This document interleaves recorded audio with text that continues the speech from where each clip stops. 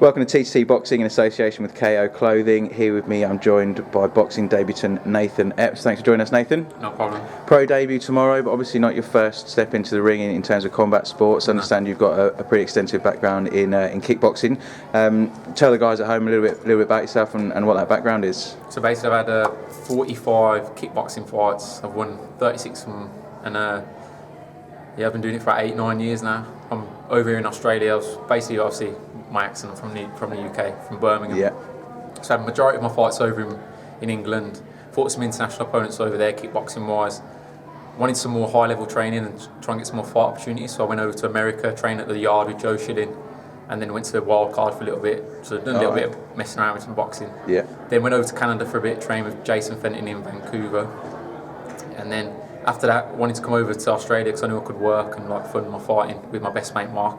So then living a dream kind of thing. Here we are. So a long way around to Australia. What was it like training in say so many different environments, so many different gyms? Have you picked up different techniques that may be native to Australia, native to America that you wouldn't have back home? Honestly, it's mainly the tempo. So when for example, in England, they've got one kind of tempo. Then I went over to Holland for a bit.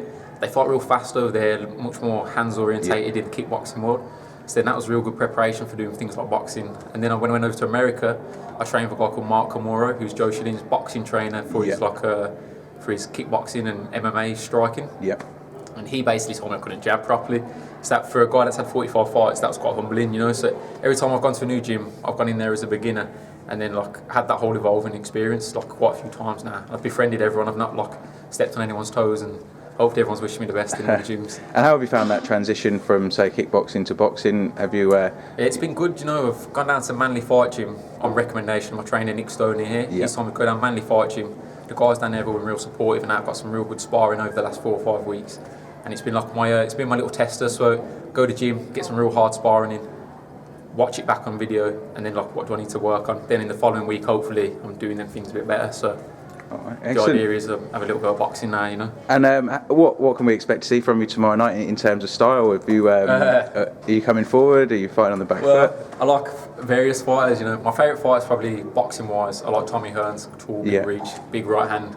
So maybe we'll see one of them. Keep an eye on one of those. I like Pernell Whitaker as well for a bit of head movement. So hopefully I'll be moving around a bit and then letting some power shots go every now and again. All right, excellent. We're in against Joe Rea, so you may or may not have seen him back when you were in the UK as a boxer. He's a tough fight, you know. I've seen him work, seen him move around the ring. Now he's a pretty good fighter, and so he's got some good names on his record. So he has fought Martin Murray and Frank Buglioni and a few others back home.